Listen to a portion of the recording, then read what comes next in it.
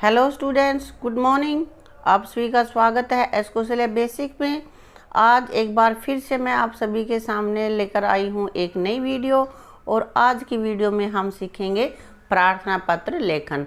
आप सभी को कभी ना कभी प्रार्थना पत्र लिखना ही होता है, चाहे स्कूल से छुट्टी के लिए हो या फीस माफ़ करवानी हो या भाई हमें स्कूल छोड़ने का प्रमाण पत्र चाहिए, यानी कि हमें किसी भी तरह का कोई भी प्रार्थना पत्र स्कूल में, कॉलेज में, कहीं भी हमें लिखना है तो उसको हम किस तरह से लिखेंगे, उसमें क्या क्या हमें लिखना है वो हम जानेंगे आज की वीडियो में। वीडियो शुरू करने से पहले यदि आपने हमारे चैनल को सब्सक्राइब नहीं किया है तो चैनल को सब्सक्राइब कर लेना और बेल आइकन अवश्य ही प्रेस कर लेना। तो शुरू करते हैं आज का अपना वीडियो। तो कोई भी प्रार्थना पत्र लिखने के लिए सबसे पहले हम लिखते हैं सेवा में। तो सेवा में, और उसके बाद हम लिखेंगे श्रीमती मुख्याध्यापिका, श्रीमान मुख्याध्यापक जी या श्रीमान प्रिंसिपल, जो भी आपके स्कूल में है। अगर आपके स्कूल में कोई लेडी प्रिंसिपल है, मुख्याध्यापक है, तो आप लिखोगे श्रीमती, और यदि कोई पुरुष है तो आप वहाँ पे लिखोगे श्रीमान मुख्याध्यापक या भाई प्रिंसिपल महोदय। जो भी आपके स्कूल में, जिस स्कूल में भी आप पढ़ रहे हो, जिस संस्था में आप पढ़ रहे हो वहाँ पे। इसके बाद हम लिखेंगे स्कूल का नाम। आपका स्कूल मान लिया गवर्नमेंट हाई स्कूल है तो हाई स्कूल लिखोगे। यदि आपका स्कूल सीनियर सेकेंडरी है तो आप सीनियर सेकेंडरी लिखोगे। यदि आपका स्कूल कोई प्राइवेट स्कूल है तो उसका नाम लिख दोगे। प्राइमरी है तो प्राइमरी स्कूल, जो भी आपका स्कूल का नाम है वो आप यहाँ पे लिखोगे। इसके नीचे लिखना है स्थान का नाम। तो जहाँ स्थान का नाम है वहाँ पे उस जगह का नाम लिखना जहाँ पे आपका स्कूल है। मान लिया रेवाड़ी, भाई पानीपत, सोनीपत, दिल्ली, कहीं भी आपका, जहाँ भी आपका स्कूल है उस गांव का, उस शहर का नाम आपको लिखना है। इसके बाद आता है विषय। तो जिस विषय में हम प्रार्थना पत्र लिख रहे हैं उसको शॉर्ट में हमें लिखना है। मान लिया हमें फीस माफ़ी के लिए लिखना है तो हम लिखेंगे फीस माफ़ कराने के लिए प्रार्थना पत्र। हम बीमार हैं और उसके लिए हमें छुट्टी चाहिए तो लिखेंगे बीमार होने पर छुट्टी के लिए प्रार्थना पत्र। अगर हमें प्रमाण पत्र चाहिए तो स्कूल छोड़ने का प्रमाण पत्र प्राप्त करने के लिए प्रार्थना पत्र। यानी कि यहाँ से देखने पर पता चल जाए कि हमें किस बारे में ये पत्र लिखा है। तो यहाँ पे लिखेंगे वो विषय जिस विषय में आपको लिखना है।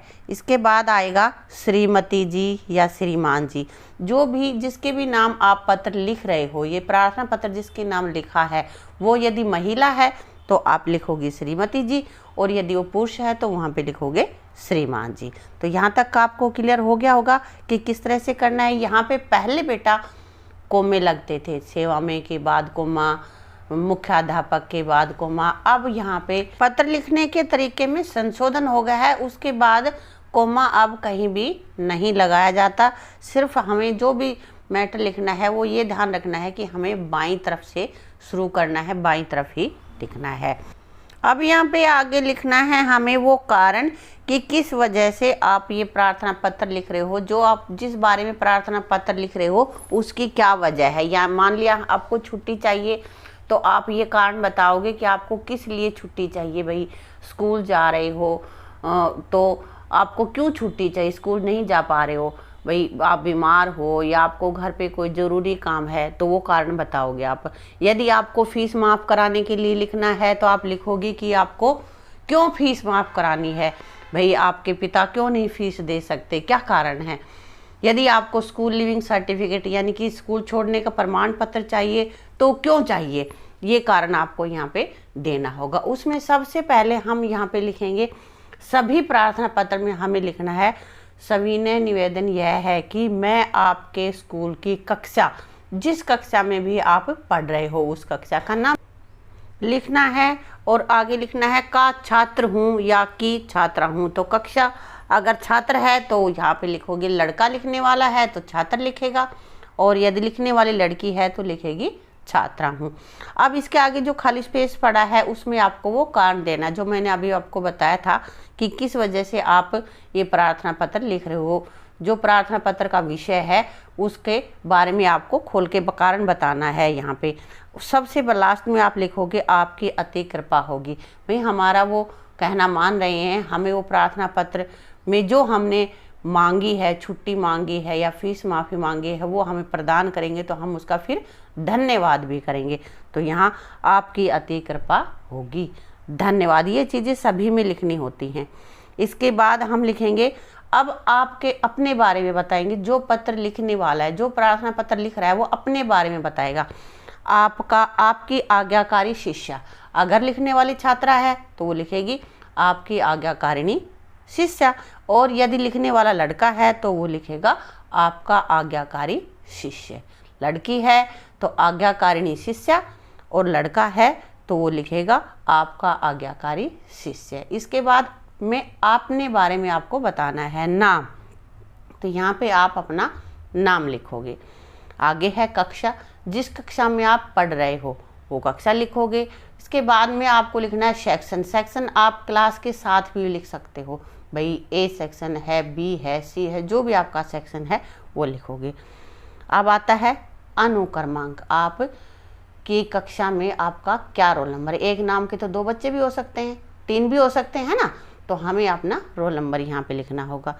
इसके बाद हम लिखेंगे दिनांक, जिस डेट में आप लिख रहे हो वो आपको दिनांक लिखनी है। और दिनांक लिखने के हमारे पास 2 तरीके हैं, या तो हम शब्दों में ऐसे लिख दें कि जैसे मैंने यहाँ पे लिखा हुआ है, फिर स्लैश, फिर अगस्त कौन सा महीना होता है, 8वां होता है तो 08 और 2021, इस तरह भी लिख सकते हैं, लेकिन शब्दों वाली लिखेंगे तो ज़्यादा अच्छा रहेगा। इसमें हमने देखा कि किस तरह से हमें एक प्रार्थना पत्र लिखना है। इसके 3 पार्ट है। सबसे पहले होता है संबोधन, कि जिसके नाम हम लिख रहे हैं, कहाँ पे वो संस्था है, कौन उसकी संस्था का मुखिया है, उसका नाम, उसकी पता, उसकी जगह लिखनी होती है। इसके बाद हम विषय लिखते हैं। फिर बीच में आता है मैटर, कि आपको ये प्रार्थना पत्र लिखने की क्या वजह है, क्यों आपको ये प्रार्थना पत्र लिखना पड़ा है, वो वजह आपको लिखनी है। और तीसरे नंबर पे नीचे आ जाता है हमें अपने बारे में लिखना है।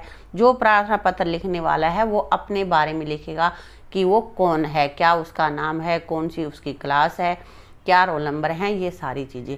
और लास्ट में हम लिखते हैं डेट, यानी कि तारीख। तो अगर वीडियो आपको अच्छी लगी हो तो वीडियो को लाइक करना, शेयर करना और चैनल को सब्सक्राइब करना। साथ ही साथ हमने दूसरा चैनल है हमारा एक, उसको भी आप सब्सक्राइब जरूर कर लेना। उसका लिंक आपको डिस्क्रिप्शन बॉक्स में मिल जाएगा, और बेल आइकन भी प्रेस कर लेना। Thank you.